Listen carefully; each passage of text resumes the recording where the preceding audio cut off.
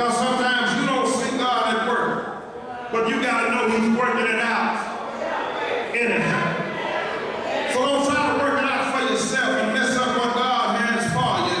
When you have time, read the next chapter, chapter 25, you will discover that Paul didn't go to festivals after he takes office. They go to festivals about Paul. These are the same enemies that took these accusations to Felix 2 years earlier. Now they're taking them to festivals. They've already brought it up to Felix. Now they're bringing it up to festivals. 2 years later, they come to festivals with the same mess.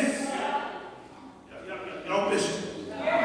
2 years earlier, they're going to Felix with the same stuff. Here they are, 2 years later, coming to festivals with the same old mess. They come with the same stuff they've been trying to use, and they're getting nowhere. They're trying to bring Paul down, but they're using old stuff. Listen, and I'll be through there. Some people whose only job is to try to make you miserable.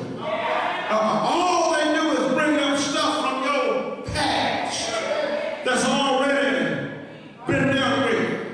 And God has already forgiven you from. Because people who are immature, people who are insecure, have 2 ways to throw your past in your face. And here's my thing. Why should I let you hold against me and keep bringing up to me what I've already been delivered from? And when you bring up my old stuff, all you're doing is giving me new shadow material. Because every time you say, let me remind you of when, I say, no, hold that thought. Let me get my shadow. Because when I look back at what I've been delivered from, when I look back on what I've been released from, all I can do is give God some glory. And if you want to see me shout, I dare you to bring up my past, because God has already delivered me from my past. Do I have anybody here today that can be a witness that you can't hold my past against me, because God has already.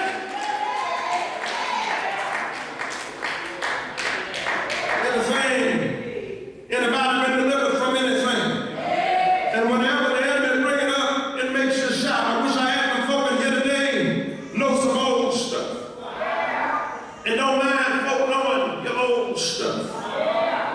You did it. You've been delivered from it, and now you can shout about it. Do I have any delivered folk in here today? Finally, they don't go to festivals. They don't start raising hell. They don't start messing with Paul again until 2 years later, when Paul is about to be released. When he's about to be delivered, opposition didn't come until deliverance was just around the corner. And the enemy didn't show back up until the burden was about to become a blessing. Now, do you know why that will make some of y'all shout? Because with all the hell you've been catching, deliverance has to be just around the corner. And the enemy knows that you're this close to your deliverance. And I've come this far. And if I'm this close, ain't no way in hell nobody is going to stop me from getting my deliverance. And I need some real folks that are going through hell right now to stand up and say, my deliverance must be this close with all the hell I've been going through. My deliverance must be just around the corner with all the hell I've been going through. Well, I got to get ready to leave y'all. Can't close this the way I want to close it. But let me close it with a story. I'll revisit this some other time, but I got a story told of a little boy who got a slingshot for Christmas. Little boy was playing with a slingshot, and he wasn't a very good shot. So he shot a rock out of his slingshot. And his mama had some pet ducks. And the rock hit his mama's favorite pet duck. And it killed his mama's duck. You know, the sister saw it, and y'all know what his sister did. His sister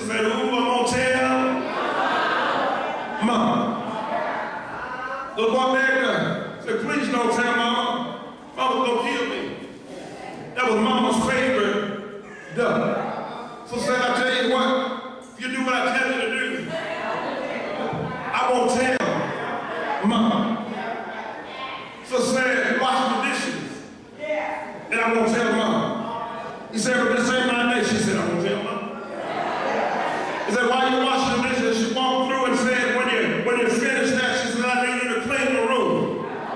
He said, I ain't cleaning your nasty room. She said, I won't tell Mama. The next day, Mama called for them for dinner. She told the sister, said, I need you to set the table. She told her brother, you heard what Mama said. He said, but she didn't tell me. She told you to set it. She said, I'm going to tell Mama. After 3 or 4 days, he got tired of being abused by his sister. So he called his Mama in and said, Mama, there's something I got to tell you. He said, Mama, the other day I was practicing with my slingshot. And by mistake, I killed your favorite duck. And Mama said, I already know. She said, oh yeah, baby, I saw you when you did. She said, the only reason I had to say anything is because I wanted to see how long you were going to let your sister make a slave out of you. Or something I saw you do. And I'm already forgiven you for it. She said, the next time your sister bring it up, you tell her